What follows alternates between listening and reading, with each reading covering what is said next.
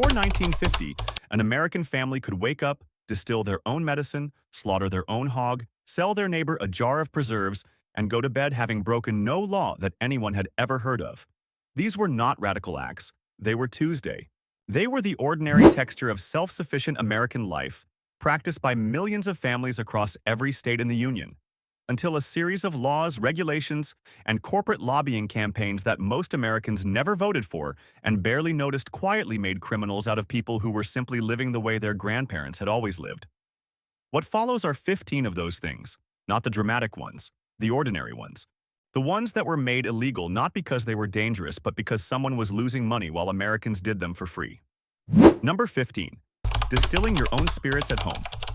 In 1935, a farmer in rural Kentucky kept a copper still behind his barn.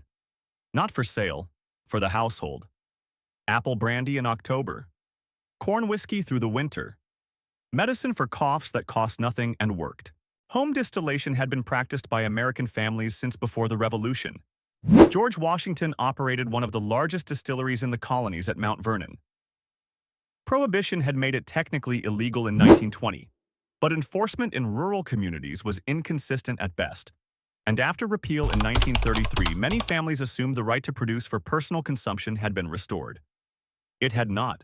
The Federal Alcohol Administration Act of 1935, written with direct input from the commercial distilling lobby, made home distillation illegal regardless of quantity or intent. Not because homemade spirits were dangerous, but because every jar a family produced at home was a jar they were not buying from a licensed producer. The law has never been repealed. A family that distills apple brandy from their own orchard today faces federal felony charges. Your grandfather's copper still was not a crime. It was made into one. Number 14. Selling raw milk directly from your own cow. In 1940, a dairy farmer's wife in Wisconsin sold raw milk from her front porch every morning. Neighbors came with their own jars. The milk was fresh, unprocessed, and had been produced this way since the first American cow set foot on the continent. A 1941 USDA agricultural survey found that 47% of rural American households consumed raw milk, produced either on their own property or purchased directly from a neighboring farm. The pasteurization mandate, which began as a city ordinance in the 1890s and was progressively extended through the 1950s and 60s, was not driven primarily by public health concern. It was driven by the commercial dairy industry, which could not compete with the front porch economy of direct farm sales. Pasteurization required equipment that only large operations could afford, effectively eliminating the small producer. Today, raw milk sales are illegal in 21 states and heavily restricted in the rest. The farmer's wife who sold milk from her porch in 1940 was feeding her community. Her granddaughter faces prosecution for the same act. Number 13. Collecting rainwater from your own roof. In 1938, a family in rural Colorado placed barrels at the corners of their farmhouse to collect rainwater. They used it for the garden, for washing, for the animals. They had done this since the house was built. It cost nothing, wasted nothing, and required nothing from anyone. Western water law, doctrine of prior appropriation, established in the 19th century and progressively weaponized through the 20th, holds that water falling from the sky belongs to the state once it touches the ground, and that collecting it before it enters the watershed deprives downstream rights holders of their allocation. By the 1970s, several Western states had made residential rainwater collection explicitly illegal. Colorado did not legalize limited residential collection until 2016, and only after intense lobbying from environmental groups against opposition from agricultural water corporations whose water rights depended on every raindrop reaching the river uncollected. Your great-grandmother's rain barrels were not radical infrastructure. They were made illegal by men whose business model required the rain to fall into someone else's account. Number 12. Slaughtering your own animals for home consumption. Every farm family in America in 1945 killed their own animals. Hog slaughter in November was a community event across the rural South and Midwest. Neighbors came, the work was shared, the meat was divided, and nothing was wasted. A 1944 agricultural census found that 71% of American farm households processed at least one hog annually for home consumption outside of any licensed facility. The Federal Meat Inspection Act of 1906 had exempted personal use slaughter from inspection requirements. A farmer could kill his own hog without a federal inspector present as long as the meat stayed on his property. That exemption has been progressively narrowed. State regulations passed between 1960 and 1990, in many cases written by commercial meatpacking industry lobbyists, required that any animal slaughtered for any purpose other than the owner's immediate household use pass through a licensed facility. The community hog kill, in which a family processed meat to share with neighbors, became legally ambiguous and in many jurisdictions explicitly prohibited. The law did not eliminate the practice because it was unsafe. It eliminated it because the commercial meatpacking industry needed every pound of American pork to pass through a facility that charged a fee. Number 11. Growing and selling vegetables from your front yard. In 1942, a woman in Detroit converted her front lawn to a victory garden and sold the surplus from a table at the end of her driveway. The federal government had encouraged this. The Victory Garden program asked Americans to grow their own food to reduce demand on commercial supply chains. And at its peak in 1944, Victory Gardens produced an estimated 40% of all vegetables consumed in the United States. After the war, as commercial agriculture scaled up and suburban zoning was standardized, front yard food production became progressively restricted. By the 1970s, most American municipalities had zoning ordinances classifying front yards as aesthetic rather than productive space, and forbidding commercial activity of any kind at residential addresses. Today, homeowners in dozens of American cities have faced fines, legal action, and forced removal of front yard vegetable gardens under ordinances that carry penalties of up to $5,000 per day. The woman who fed her neighborhood from her front yard in 1942 was a model citizen. Her granddaughter was issued a citation.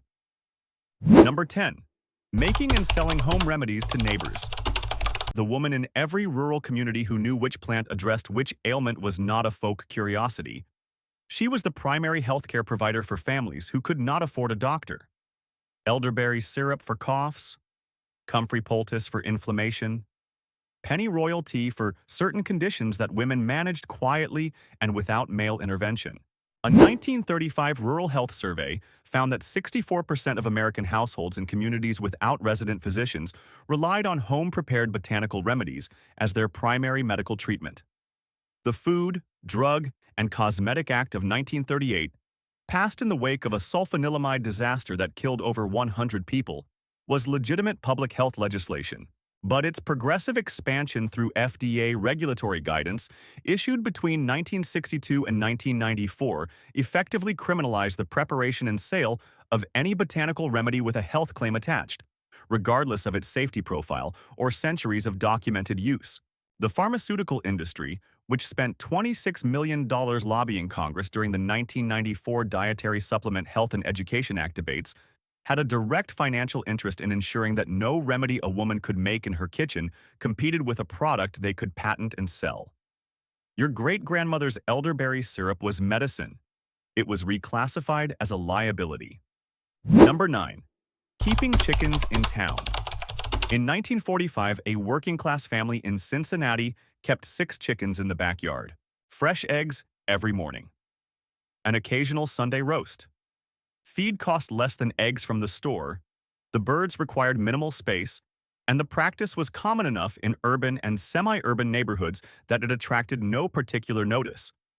The post-war suburban expansion of the late 1940s and 1950s brought with it uniform zoning codes, developed by planning consultants working in concert with real estate developers and commercial food producers, that classified residential areas as incompatible with livestock of any kind, including poultry. By 1960, backyard chickens were explicitly prohibited in most American municipalities. The urban chicken-keeping movement of the 2000s, which fought city by city to restore a right that Americans had exercised without interruption since the colonial era, succeeded in reversing some of these ordinances, but in many American cities, keeping a laying hen remains a finable offense. The family that kept chickens in 1945 was reducing their dependence on commercial food supply. The law passed in 1955 made that independence illegal and the egg company's market share mandatory. Here is where the list stops being about inconvenience and starts being about something more deliberate. because the next items were not made illegal by accident or by the slow accumulation of unintended regulatory consequence. They were targeted. Number 8. Saving and replanting your own seed. Every farmer in America before 1950 saved seed. You grew a crop, you selected the best specimens, you dried them, you stored them through winter, and you planted them in spring. This was not optional.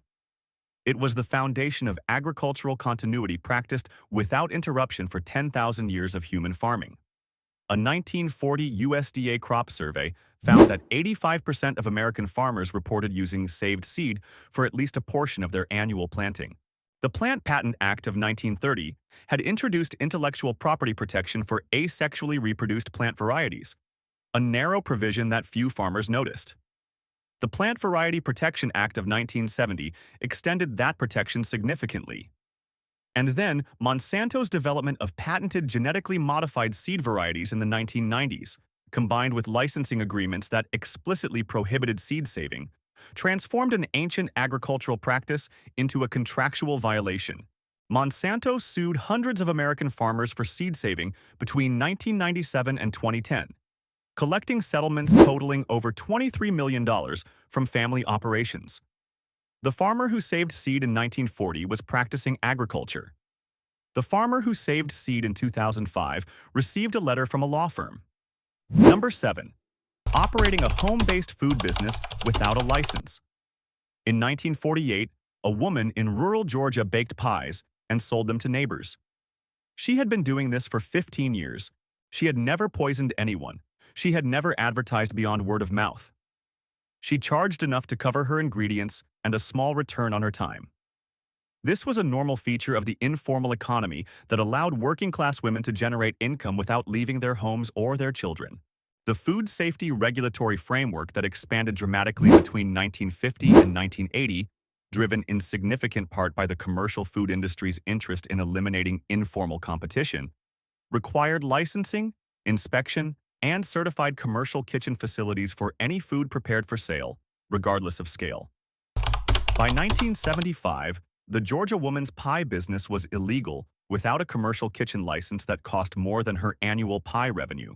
Cottage food laws, which restore limited exemptions for home-based food businesses, have been passed in most states since 2010, but only after decades of lobbying against opposition from commercial food manufacturers who had no interest in restoring the informal economy their regulations had destroyed.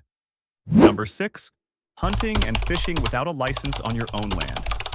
In 1935, a farmer in rural Alabama hunted deer on his own property and fished his own pond without a license and without a season. The land was his. The deer that crossed it were, by the logic of several centuries of English and American common law, his as well.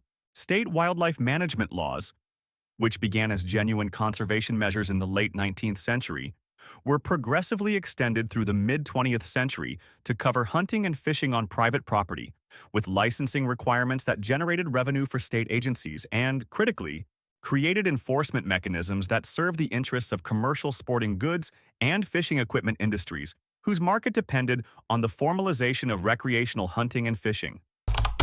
By 1965, the Alabama farmer needed a license to take a deer from his own field. The revenue from that license did not go to conservation. It went to an administrative apparatus that had not existed when his grandfather first cleared that field. Number 5. Burning your own trash on your own property. Every rural household in America before 1960 burned its trash. A metal barrel at the edge of the property, a weekly fire, a column of smoke that neighbors recognized as the ordinary signal of domestic management. Paper, food waste, garden debris. It burned. A 1955 household waste management survey found that open burning was the primary waste disposal method for 78% of rural American households and a significant percentage of suburban ones. The Clean Air Act of 1963 and its significantly expanded 1970 revision introduced air quality standards that made residential open burning illegal in most jurisdictions. The public health rationale was legitimate. Open burning of mixed household waste produces particulate matter and toxic compounds that cause measurable harm. But the implementation timeline, which banned backyard burning while simultaneously exempting commercial and agricultural burning under industry pressure, reveals the selectivity of the enforcement. The barrel fire that a farm family used to dispose of their paper waste was illegal by 1968. The agricultural field burning that commercial operations used to clear thousands of acres remained legal and largely unregulated for decades longer. Number 4. Producing your own electricity with a small generator and selling the surplus. In 1948, a farmer in rural Tennessee with a stream on his property built a small water wheel generator. It powered his house and produced more electricity than he needed. He ran a line to his neighbor and charged cost. The Tennessee Valley Authority, a federal agency created in 1933 to bring electricity to rural Appalachia, had by the late 1940s established monopoly service territories that prohibited private electricity generation for sale within their boundaries. The Public Utility Regulatory Policies Act of 1978 created some pathways for small producers, but the utility industry's lobbying against net metering, feed-in tariffs, and distributed generation rights has been continuous and largely successful for 70 years. The farmer with the water wheel was not a utility. He was a neighbor with more than he needed. The law required that surplus to go nowhere rather than allow it to go somewhere outside the utility's billing system. Number 3. Practicing medicine on your neighbors without a license. The man in every rural community who set broken bones, sutured lacerations, and pulled teeth was not a doctor. He was a man who had learned these things from necessity and practice, and had performed them successfully for decades. In communities an hour from the nearest physician, this was not alternative medicine. It was the only medicine. A 1938 rural health survey found that 34% of American counties had fewer than one physician per 2,000 residents, with many rural communities reporting no resident physician at all. The medical licensing framework that was systematically tightened between 1950 and 1975, driven by the American Medical Association's successful campaign to restrict the practice of medicine to licensed physicians, eliminated the informal medical practitioners who had served rural communities for generations. The AMA's motivation was not purely public safety, it was supply control. Fewer practitioners meant higher fees for those who remained. The man who set your great-grandfather's broken arm in 1935 was practicing medicine. His grandson was not permitted to learn the same skill. Number 2. Building your own home without a permit. In 1940, a man in rural Mississippi built a house.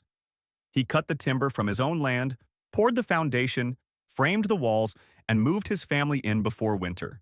He filed no paperwork, paid no fees, submitted no plans for approval, and asked permission from no one. The land was his. The house he built on it was his. Building permit requirements, which existed in cities from the early 20th century, were progressively extended to rural and unincorporated areas through the 1950s and 1960s, driven by the construction industry's interest in ensuring that informal self-built housing did not compete with contractor-built housing, and by the mortgage industry's interest in ensuring that all housing passed through a financing and valuation system they controlled. By 1972, the Mississippi farmer's grandson could not legally build a house on the same land without an architect's drawings, a county permit, a series of inspections, and fees that made self-built housing economically non-viable for working-class families. Your great-grandfather built his own house. His great-grandchildren must hire someone to do it for them, and borrow money to pay for the privilege. Number 1. Living off your own land without government interference. Before 1950, an American family that owned land could grow their own food, raise their own animals, produce their own medicine, build their own shelter, generate their own power, and collect their own water with no meaningful interference from any government or corporate entity. This was not a political position. It was simply what land ownership had always meant. The systematic dismantling of that independence, through the interlocking web of agricultural regulation, zoning law, food safety code, water rights doctrine, building permit requirement, and utility monopoly that was assembled between 1950 and 1980, was not the unintended consequence of well-meaning public policy. It was the intended consequence of a deliberate project to convert self-sufficient Americans into dependent consumers. Every regulation on this list was passed while a lobbyist was being paid to ensure it passed. Every exemption on this list was purchased by an industry that needed your independence to end in order for their business model to begin. Your great-grandparents were free in a way that is now illegal. The question is not whether you know it. The question is whether you care. 15 things. Not ancient history, not the distant past. Within the living memory of people still alive. Made illegal not because they were wrong, but because they were free. Tell me in the comments. Did anyone in your family still do any of these after they became illegal? Because I guarantee someone in your bloodline kept the rain barrel and the backyard chickens and the copper still long after the law said they couldn't. They didn't call it resistance. They called it Tuesday.